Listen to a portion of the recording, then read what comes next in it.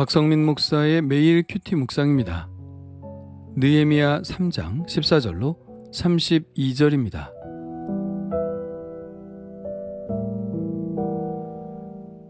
분문은 베탁게렘 지방을 다스리는 레갑의 아들 말기야가 중수하여 문을 세우며 문짝을 달고 자물쇠와 빗장을 갖추었고, 샘문은 미스바 지방을 다스리는 골호세의 아들 살룬이 중수하여 문을 세우고 덮었으며 문짝을 달고 자물쇠와 빗장을 갖추고, 또 왕의 동산 근처 셀라 못가의 성벽을 중수하여 다윗성에서 내려오는 층계까지 이르렀고, 그 다음은 벳술 지방 절반을 다스리는 아스북의 아들 느헤미야가 중수하여 다윗의 묘실과 마주대한 곳에 이르고, 또 파서 만든 못을 지나 용사의 집까지 이르렀고, 그 다음은 레위 사람 바니의 아들 르훔이 중수하였고, 그 다음은 그일라 지방 절반을 다스리는 하사비아가 그 지방을 대표하여 중수하였고, 그 다음은 그들의 형제들 가운데 그일라 지방 절반을 다스리는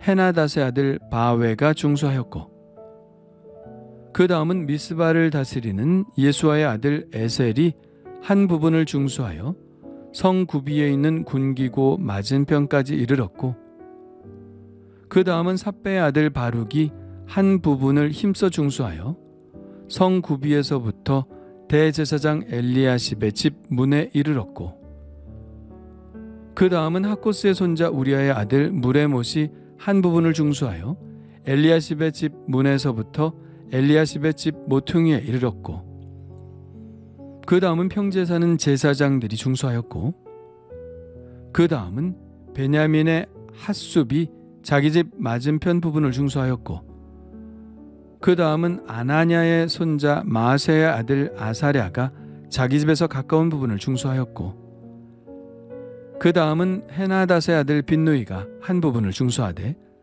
아사랴의 집에서부터 성 구비를 지나 성 모퉁이에 이르렀고, 우세의 아들 발랄은 성 구비 맞은편과 왕의 윗궁에서 내민 망대 맞은편 곧 시위청에서 가까운 부분을 중수하였고, 그 다음은 바로스의 아들 부다야가 중수하였고, 그때 느디님 사람은 오벨에 거주하여 동쪽 수문과 마주대한 곳에서부터 내민 망대까지 이르렀느니라. 그 다음은 드고아 사람들이 한 부분을 중수하여 내민 큰 망대와 마주대한 곳에서부터 오벨 성벽까지 이르렀느니라.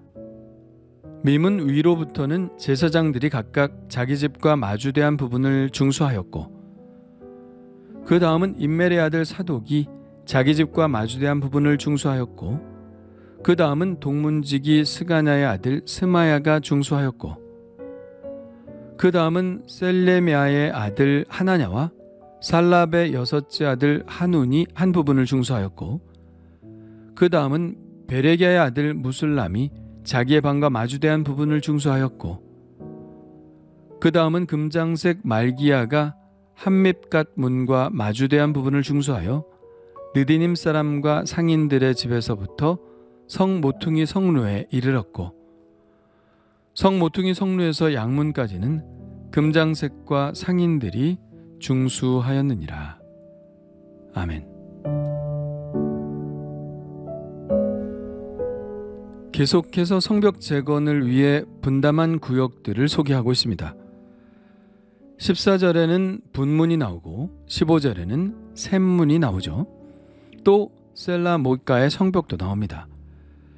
이 부분은 2장에서 느헤미야가 예루살렘에 온 지 사흘째 되던 날 밤에 은밀하게 돌아본 바로 그 부분이죠. 분문은 성 안의 쓰레기나 재물들의 분뇨를 내다버리는 흰놈의 골짜기로 이어지는 문입니다. 최남단에 있는 문이죠. 이 분문 안쪽에는 셀라못이 있는데, 이것은 우리가 잘 아는 실로암 못입니다. 샘문은 실로암 못을 사이에 두고 분문과 맞은편에 위치하고 있죠. 분문은 말기야가 샘문과 실로암 못가의 성벽과 다윗성에서 내려오는 층계까지는 살룬이, 또 다른 예레미야는 다윗의 묘실과 마주대한 곳에서부터 용사의 집까지의 성벽을 중수합니다. 그 다음으로 이어지는 성벽은 레위 사람 르훔이, 그 다음은 그일라 지방의 절반을 다스리는 하사비아가, 또 그 다음은 그일라 지방의 나머지 절반을 다스리며 하사비아의 형제인 바웨가 중수합니다. 그 다음은 미스바의 지도자 에셀이 성구비에 있는 군기고 맞은편까지 이르렀고, 그 다음은 바룩이 성구비에서부터 대제사장 엘리야십의 집 문에 이르렀으며, 그 다음은 무레못이 엘리야십의 집 문에서부터 엘리야십의 집 모퉁이까지 이르러 중수하였습니다. 그 다음은 평지에 사는 제사장들이, 또 그 다음은 베냐민과 핫수비, 자기 집 앞의 성벽을, 그 다음은 아사랴가 마찬가지로 자기 집 앞에 있는 성벽을 중수하였고, 그 다음은 빈누이가 아사랴의 집에서부터 성구비를 지나 성모퉁이까지, 발랄은 성구비 맞은편과 12층에서 가까운 부분을, 그 다음은 분하야가 중수했습니다. 26절에는 오벨에 사는 느디님 사람들이 동쪽 수문과 마주대한 곳에서부터 내민 망대까지를 중수하였다고 말하고 있죠. 여기에 등장하는 느디님 사람들은 일종의 성전 노예들입니다. 느디님이란 말은 받쳐진 사람이라는 뜻이죠. 모세는 전쟁 포로 중에서 일부를 성전에서 잡일과 허드렛 일을 하는 사람으로 삼았는데, 그들이 바로 느디님 사람들입니다. 여호수아 때에는 기브아 사람들이 느디님이 됩니다. 그러니까 그들은 이방 민족들이라는 것이죠. 주로 전쟁 포로로서 레위인들과 제사장들의 수하에서 하나님의 집을 청소하고 제단에 물을 나르고 나무를 패고 희생의식에 쓰이는 그릇을 닦는 일을 하였습니다. 이들은 꽤 오랫동안 이 일을 했습니다. 민수기 때부터 따지자면 무려 1000년 동안 이들은 성전에서 봉사하는 일을 했습니다. 이들이 없었다면 그 수많은 제사들을 하나님께 드린다는 것은 불가능했을 것입니다. 그리고 그들은 예루살렘이 망할 때 이스라엘 사람들과 함께 바벨론으로 사로잡혀 가죠. 이 느디님 사람들은 바벨론에서 독립적인 지위를 가지고 가시비아라는 지방에 함께 공동체를 이루며 살았습니다. 그런데 이들은 성전을 세우기 위한 2차 포로 귀환 때 제사장과 레위인들과 함께 제일 먼저 예루살렘으로 돌아옵니다. 이것이 참으로 이해가 가지 않는 것인데요. 어쩌면 바벨론에 의해서 노예의 신분에서 벗어난 것인데 다시 자발적으로 예전에 했던 그 성전의 허드렛 일을 하기 위해 예루살렘으로 귀환한 것입니다. 물론 처음에는 이들이 노예의 신분이었지만 지금은 그렇진 않죠. 시간이 지나면서 이들은 유대인들처럼 하나님의 백성이 되었고 제사장과 레위인들처럼 없어서는 안 될 존재들이 되어버렸습니다. 그래서 에스라가 2차 귀환할 때도 우정 이 느디님 사람들을 초청하여 함께 귀환하자고 설득하죠. 아하와 강가에서 3일 동안 귀환할 사람들을 살펴본 에스라는 느디님 사람들이 하나도 없다는 것을 깨닫고 사람들을 보내어 220명을 초청해서 함께 귀환합니다. 그럴 정도로 그들은 없어서는 안 될 사람들이었던 것이죠. 예루살렘 성 안에서 그들이 모여 살던 곳이 바로 오벨이라는 곳인데요. 오벨은 성전 바로 남쪽에 붙어 있죠. 성전 봉사를 하려면 가까운 곳에 살아야 하니까 오벨에 모여 살았습니다. 바로 그 느디님 사람들이 오벨에서 가까운 수문과 내민 망대 쪽 성벽을 중수한 것이죠. 앞서 나온 샘문은 실로암으로 이어진 문이라면 여기 나오는 수문은 기온샘으로 나가는 문을 말합니다. 여기까지 오면 동쪽 성벽의 절반쯤 온 것입니다. 이제 북쪽으로 올라가면서 맡은 부분들을 서술하고 있는데요.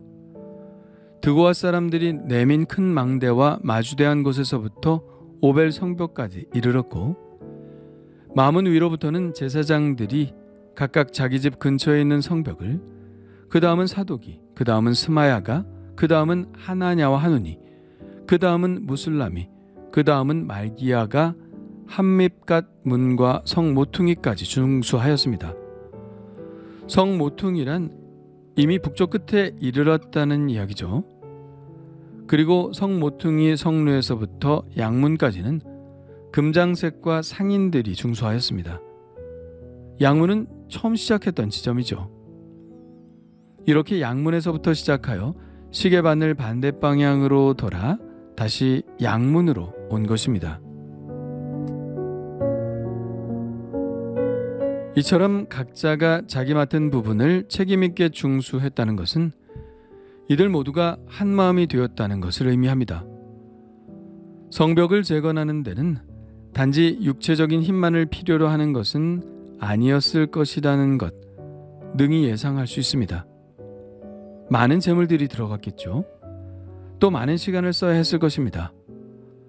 성벽을 쌓는 그 돌들의 무게는 우리가 상상하는 것보다 훨씬 더 무거웠겠죠. 그리고 꽤 높이 쌓아야 했습니다. 우리가 성경을 통해서 글로 이렇게 보지만 실제 이들이 기울였을 노력은 이루 말할 수 없이 엄청난 희생이었을 것입니다.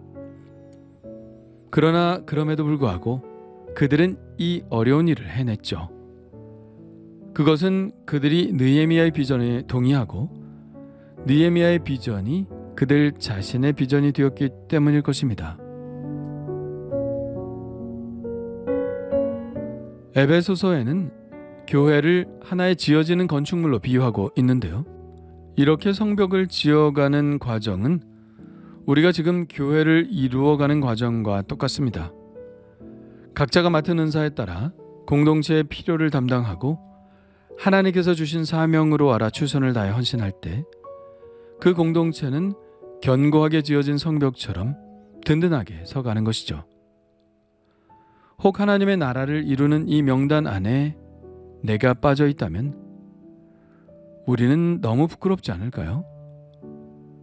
그 부분이 어떤 부분이든 내가 할 수 있는 부분을 담당하고 그것에 최선을 다할 때 하나님의 나라는 아름답고 견고하며 완전하게 완성되어 갈 것입니다. 자, 그렇다면 내가 맡은 부분은 무엇인가요? 나는 하나님의 나라를 위해 그 일에 책임감을 가지고 일하고 있나요? 주님 감사합니다. 흙집을 짓는 것이 아닙니다. 돌을 운반하여 높이 쌓아가는 작업입니다. 결코 쉽지 않은 작업이고 다윗이나 솔로몬처럼 번영하던 시대에 큰 재물을 가지고 짓는 것도 아니었습니다.